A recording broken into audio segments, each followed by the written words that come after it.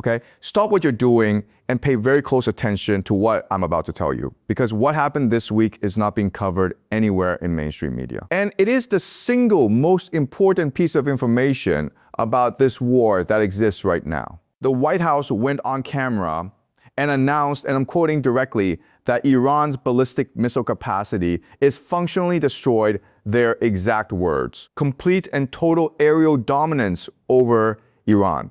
That was the official statement from the United States government, okay? Now, on that exact same day, the same day the White House made that claim, an IRGC brigadier general named Ali Mohammad Nayeni gave an interview to Iranian state TV, and here's what he said. I want you to listen to this very carefully. He confirmed that Iran has fired approximately 700 missiles and 3,600 drones since February 28th. Then he said this: the missiles currently used belong to a decade ago. Many of the missiles we have produced since the 12-day war until the Ramadan war have not yet been deployed. Read that again. Iran has fired 700 missiles. Every single one is from a stockpile built over a decade ago. Iran's entire modern arsenal, everything they built after the 12-day war in June 2025, has not been touched. Not one missile, not one drone. Washington says the war is almost won. Iran says they haven't started yet. One of them is lying. And game theory tells us exactly which one. Okay, before I walk you through what this means, I need you to understand one fundamental concept, because without this, you will fundamentally misread the situation. In any war of attrition, a long war, a grinding war, both sides have two arsenals. Okay? The first arsenal is what you use openly, you use it early. You use it to probe the enemy's defenses, to test their interceptors, to understand where the gaps are, to gather intelligence about how they respond. This is your expendable arsenal, your decade-old stockpile.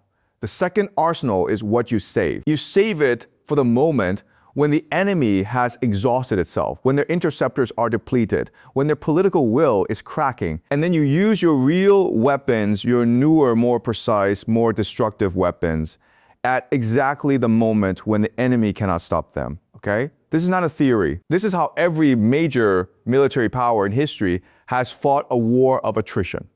Does that make sense? Now, apply that framework to what the IRGC just confirmed. For 20 days, Iran has been firing decade-old weapons, testing American and Israeli defenses, mapping every air defense battery, counting every interceptor, watching how THAAD responds, watching how Arrow responds, watching where the gaps are in the Iron Dome coverage. And they have been doing this with weapons they consider disposable, and Washington is celebrating. They think they are winning. All right, let me show you the math, because the math is what makes this terrifying. The IRGC confirmed that 700 missiles and 3,600 drones have been fired at US and Israeli targets since February 28th. Evrim Agai, okay? That is a significant number. And in response to those attacks, the United States and Israel have been firing their most expensive interceptors. Here is the cost exchange. Each Iranian missile from a decade ago costs approximately $50,000 to produce. Iran's doctrine is specifically designed to fire combined waves of drones and missiles to saturate defensive systems, launching multiple threat types simultaneously to overwhelm interception capacity, and impose an unfavorable cost exchange on defenders. Palestine Chronicle, against each of those incoming weapons, the defending side fires interceptors costing $1 million, $3 million, $13 million each. The cost ratio is between 10-1 and 130-1 in Iran's favor. Every single engagement now, multiply that across 700 missiles and 3,600 drones. The defender has already spent somewhere between $5 billion and $15 billion in interceptors responding to Iran's decade-old expendable stockpile. And Iran hasn't used a single weapon from their modern arsenal yet. Now here's the second number you need to understand. US military assessments suggest Iran possesses more than 3,000 ballistic missiles. Yahoo, Iran has fired 700. That means even using decade-old weapons, Iran still has over 2,300 missiles remaining from their old stockpile alone. On top of that is the entire modern arsenal built after the 12-day war, weapons that American and Israeli intelligence have never seen in combat. Weapons whose capabilities are completely unknown. Weapons that have been specifically engineered to defeat the exact defense systems that have been firing at Iran for the last 20 days. Think about what that means. For 20 days, Iran has been learning everything about how America and Israel defend themselves. Now they know exactly what to deploy, at what angle, in what combination to get through. Does that make sense? Okay, so here's the question. If Iran still has all of these weapons, if the IRGC general confirmed on live TV that their warehouses are untouched, how is the White House claiming that Iran's missile capacity is functionally destroyed? There are two possible explanations, and I want to walk you through both. The first explanation is incompetence. Washington bombed Iran's known missile launchers. They destroyed a significant number of launch vehicles. The number of daily ballistic missile launches was reportedly reduced by 86% through US and Israeli campaigns targeting launchers. Wire news, okay? So they reduced the launch rate by destroying the trucks and mobile platforms that carried the missiles to the surface. This is a real military achievement. But here's what they missed. After the 12-day war in June 2025, a senior IRGC commander confirmed that Iran's missile cities, their underground storage facilities, emerged completely intact. Not even a scratch, the size of a fly's feather, he said, was made on the body of our missiles. The missiles themselves are deep underground. In some cases, Iran has missile bases at depths of 500 meters underground, with locations that remain classified. Wire news. So when Washington says they destroyed Iran's missile capacity, what they really destroyed is a fraction of the launch vehicles on the surface. The missiles are still there. And Iran simply needs time to bring new launch vehicles up from underground to resume firing at full rate. The second explanation is deception. And this one is more dangerous. Washington knows the missiles are still there, but they need to tell the American public that the war is being won. They need to maintain a narrative of American invincibility. Because, and this is something I have explained before, the moment the American public believes this war cannot be won, the political will to continue it collapses. So the White House has an institutional incentive to say the weapons are destroyed, even when they are not. Either way, incompetence or deception, the result is the same. America is walking into the second phase of this war, believing they have eliminated a threat that they have not eliminated at all. Okay, so what does Iran actually do next? Because understanding their strategy explains everything about where this war is going. The IRGC spokesman stated, "The end of the war will come when the enemy believes in our military and social deterrence. We seek to punish the aggressor and will continue our heavy and destructive strikes against the enemy."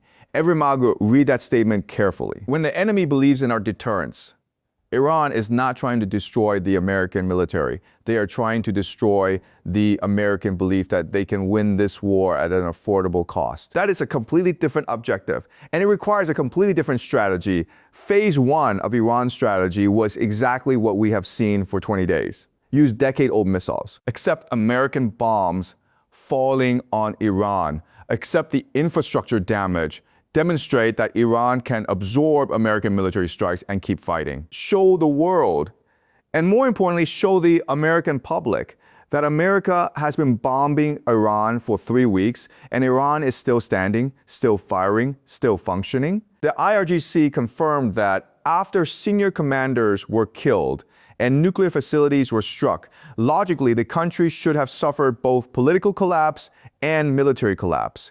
But the opposite occurred. After 15 days, the enemy is now in doubt, desperation, and confusion. Evrim Aga. Phase 2 is what comes next. And here is where the untouched modern arsenal becomes relevant. Once American interceptor stockpiles are sufficiently depleted, once the political pressure in Washington reaches a certain threshold, Iran deploys its modern weapons. The missiles built after the 12-day war, the systems whose capabilities are unknown, the weapons specifically designed after studying how American and Israeli defenses operate. Iran's doctrine increasingly emphasizes combined waves of drones and missiles. designed to saturate defensive systems, launching multiple threat types simultaneously to overwhelm interception capacity. Yahoo, they have been studying American interception patterns for 20 days. Their next wave will not be random. It will be precisely engineered to exploit every gap that has been identified. Here's one more thing I want you to understand, because this changes the entire geographic picture of the war. Washington has been claiming that their aircraft carriers are projecting power in the region, but the IRGC told a very different story this week. The IRGC spokesman stated that American naval vessels have been forced to maintain a distance of 300 to 400 miles at the far end of the Gulf of Oman following cruise missile strikes. He stated the carriers likely sustained significant damage and have withdrawn for repairs, effectively removing them from operational missions.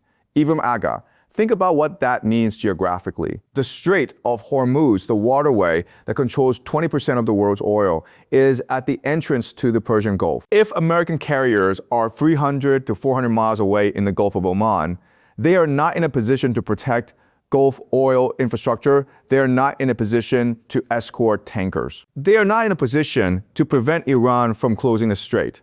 And the IRGC made this explicit. If the enemy claims to have destroyed our navy, let them dare to bring their warships into the Persian Gulf. The spokesman challenged directly. Evrim Aga.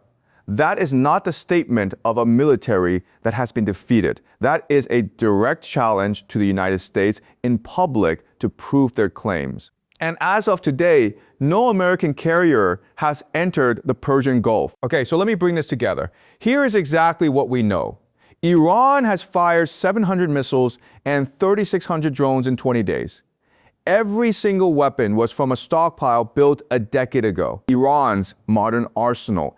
Everything produced since June 2025 has not been used. Iran has over 3,000 total ballistic missiles, the largest stockpile in the Middle East. Their missile storage facilities are underground at 500 meters and were never touched. American carriers have been pushed back 300 to 400 miles from the Persian Gulf. And the IRGC general confirmed publicly that American leadership has already shifted from how do we win to how do we communicate with Iran to end this.